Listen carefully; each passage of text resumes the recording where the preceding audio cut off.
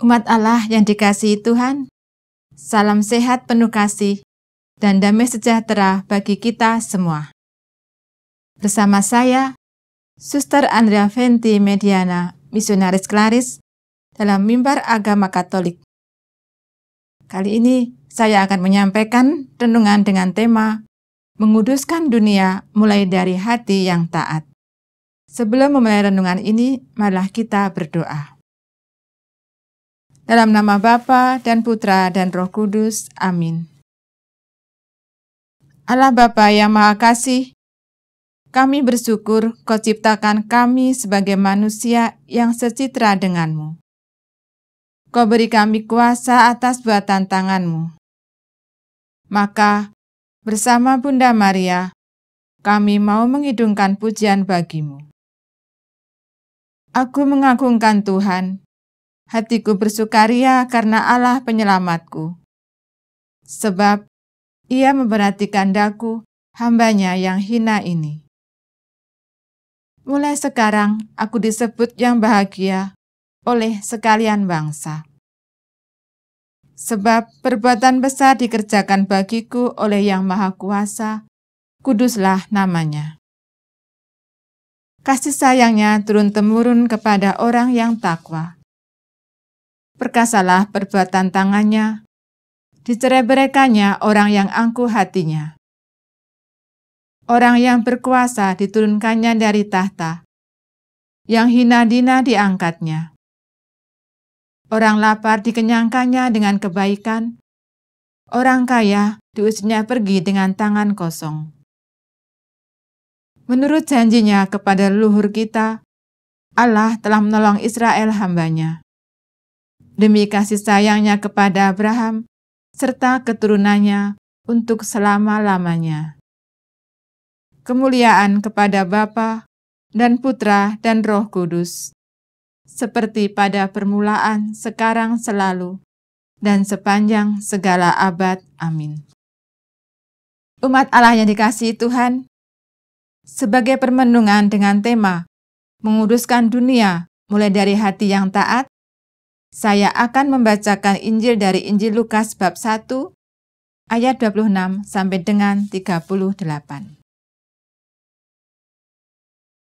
Dalam bulan yang ke-6, Allah menyuruh malaikat Gabriel pergi ke sebuah kota di Galilea bernama Nazaret, kepada seorang perawan yang bertunangan dengan seorang bernama Yusuf dari keluarga Daud. Nama perawan itu Maria. Ketika malaikat itu masuk ke rumah Maria, ia berkata, "Salam, hai engkau yang dikaruniai, Tuhan menyertai engkau." Maria terkejut mendengar perkataan itu, lalu bertanya dalam hatinya, apa arti salam itu? Kata malaikat itu kepadanya, "Jangan takut, hai Maria, sebab engkau beroleh kasih karunia di hadapan Allah. Sesungguhnya, engkau akan mengandung dan akan melahirkan seorang anak laki-laki, dan hendaklah engkau menamai dia Yesus.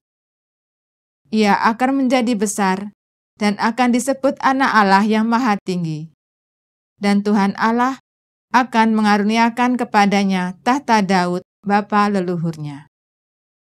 Dan ia akan menjadi raja atas kaum keturunan Yakub sampai selama-lamanya, dan kerajaannya tidak akan berkesudahan." Kata Maria kepada malaikat itu, "Bagaimana hal itu mungkin terjadi karena aku belum bersuami?" Jawab malaikat itu kepadanya, "Roh Kudus akan turun atasmu, dan kuasa Allah yang Maha Tinggi akan menaungi engkau. Sebab itu, anak yang kau lahirkan akan disebut kudus, Anak Allah. Dan sesungguhnya, Elisabet sanakmu itu, ia pun sedang mengandung seorang anak laki-laki pada hari tuanya. Dan inilah bulan yang ke-6 bagi dia yang disebut mandul itu. Sebab bagi Allah tidak ada yang mustahil." Kata Maria, "Sesungguhnya aku ini adalah hamba Tuhan. Jadilah padaku menurut perkataanmu itu." Lalu malaikat itu meninggalkan dia. Demikianlah sabda Tuhan. Terpujilah Kristus. Bapak, Ibu, Saudari yang dikasihi Tuhan, bacaan Injil yang baru kita dengar tadi mungkin sudah biasa kita dengarkan beberapa kali. Yang secara inti, isi dari bacaan tadi mengisahkan tentang ketaatan Bunda Maria, kepatuhan Bunda Maria kepada kehendak Tuhan. Dan karena ketaatan itulah, maka Yesus lahir ke dunia, menguduskan dunia, dan menyelamatkan dunia. Jika kita membaca dalam kisah penciptaan, pada kitab Kejadian, di situ dikatakan bahwa pada mulanya Allah menciptakan langit dan bumi, dan segala sesuatu yang diciptakan Allah merupakan baik adanya. Baik adanya bisa dikatakan kudus. Terlebih, manusia diciptakan Allah secitra dengan Dia. Jadi, pada awal mulanya, dunia dan segala isinya adalah baik dan kudus. Masih dalam kitab Kejadian pula, kita melihat bagaimana Adam dan Hawa melanggar perintah dari Tuhan. Dan karena pelanggaran mereka itu, maka terjadilah kebinasaan. Karena ketidaktaatan mereka akan perintah Tuhan, maka terjadilah bencana bagi manusia. Dan bisa dikatakan dari kedua kisah tadi, ketaatan membawa kebaikan, membawa kekudusan, membawa keselamatan. Sedangkan ketidaktaatan membawa kebinasaan dan kehancuran.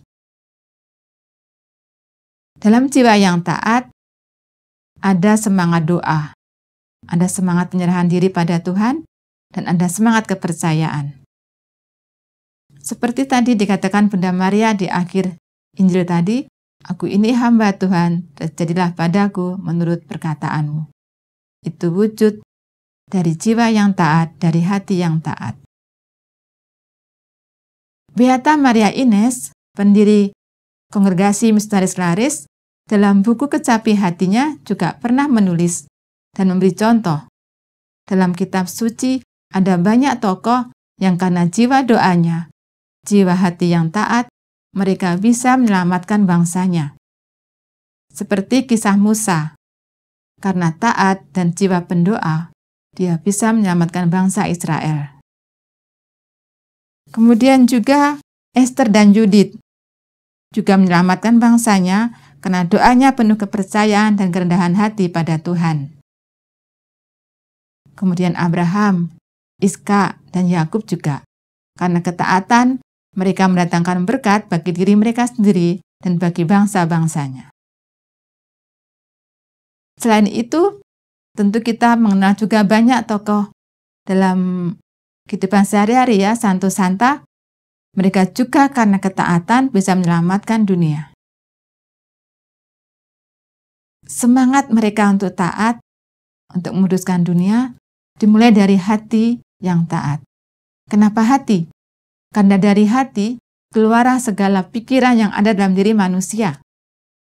Kalau hati baik, kalau pikiran baik, maka perbuatnya juga baik.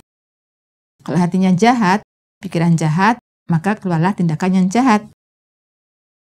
Jadi, untuk menguruskan dunia yang baik, diperlukan hati yang taat kepada segala perintah Tuhan.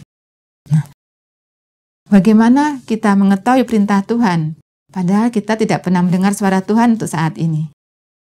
Secara langsung memang kita tidak pernah mendengar suara Tuhan. Tetapi sebagai orang beriman, kita bisa melihat kehendak Tuhan yang tercermin dalam aturan-aturan yang ada. Misalnya sebagai orang Katolik, dalam 10 perintah Allah, dalam hukum kasih. Jika semua itu ditaati dengan penuh kasih, ditaati dengan setia, maka dunia akan menjadi baik. Juga sebagai contoh dalam kehidupan sehari-hari, kita ada jumpai banyak peraturan. Peraturan lalu lintas misalnya. Kalau lampu lalu lintas menyala merah, semua tahu kendaraan harus berhenti. Kita mengutamakan pejalan kaki atau pengendara dari arah lain. Kalau itu dilanggar, tahu sendiri ya, ada kecelakaan bisa terjadi. Juga sering terjadi pula akhir-akhir ini pada pelintasan kereta api. Pada saat palangnya sudah ditutup, ada pengendara yang nekat, akhirnya terjadi kecelakaan. Jika aturan itu ditaati, mungkin bencana-bencana itu bisa dihindari. Lalu pada alam semesta, ada aturan penebangan hutan misalnya. Tetapi mungkin para pengusaha ataupun para pekerja dengan sembarangan menebang hutan tanpa mengikuti peraturan, akhirnya banyak hutan yang gundul, tanah menjadi tandus, dan terjadi bencana alam, kebanjiran maupun tanah longsor. Jika semua aturan itu ditaati, maka bencana-bencana itu bisa dihindarkan. Nah, untuk mengusahakan keadaan dunia menjadi lebih baik lagi, seperti awal penciptaan, kita perlu menaati aturan yang ada. Aturan itu kita taati dengan setia. Sebagai orang beriman, kita percaya bahwa teladan utama dan paling utama ketaatan adalah Tuhan Yesus sendiri. Bahkan dikatakan dalam bacaan Prapaskah, kita mendengar bahwa Yesus taat, bahkan taat sampai wafat di salib. Yesus sebagai imam menguduskan dunia dengan wafatnya di salib. Lalu kita sebagai manusia bersyukur diikut sertakan Tuhan untuk menguduskan dunia dengan ketaatan kita pada perintah-perintah yang ada. Pada perintah-perintah tadi 10 perintah Allah, perintah dalam masyarakat sekitar, perintah atau aturan-aturan di mana kita bekerja, di sekolah, dan dimanapun saja. Lalu melalui surat Rasul Paulus pada umat di Filipi, bab 2 ayat 1 sampai dengan 5, kita juga diingatkan supaya kita memiliki kerendahan hati serta ketaatan pada Allah seperti Yesus untuk menebus dan menguduskan dunia. Nah, Bapak, Ibu, Saudari yang dikasihi Tuhan, dari renungan singkat ini, jadi kita bisa mengusahakan dan menguduskan dunia mulai dari hati yang taat. Hati yang taat pada perintah Tuhan, pada aturan yang ada, dan juga semua didasari dengan kasih. Marilah kita mohon Roh Kudus dan bantuan Bunda Maria supaya selalu menolong kita, memberi kita semangat kerendahan hati untuk dapat taat pada Tuhan. Tuhan memberkati. Umat Allah yang dikasihi Tuhan, demikian tadi renungan Mimbar Agama Katolik bersama saya, Suster Andrea Venti, Mediana Missionaris Claris, dengan tema Menguduskan Dunia mulai dari hati yang taat. Terima kasih atas perhatian Anda, dan perjumpaan ini akan kita akhiri dengan doa penutup. Allah Bapa yang bersemayam di surga, Engkau kami puji karena segala kebaikan-Mu pada umat manusia. Engkau menciptakan dunia begitu sempurna dan kudus. Berilah kami hati yang taat seperti Yesus, seperti hati Yesus dan hati Maria, hati yang tunduk menyembah pada kehendak-Mu, hati yang peka akan kebutuhan sesama, serta hati yang selalu berbelas kasih. Semoga dengan hati Yesus dan hati Maria, kami mampu menjadikan dunia lebih baik dan kudus, seperti pada awal mula Engkau ciptakan. Sehingga nama-Mu bisa selalu dipuji oleh segenap makhluk, sekarang dan selama-lamanya. Amin. Dalam nama Bapa dan Putra dan Roh Kudus. Amin.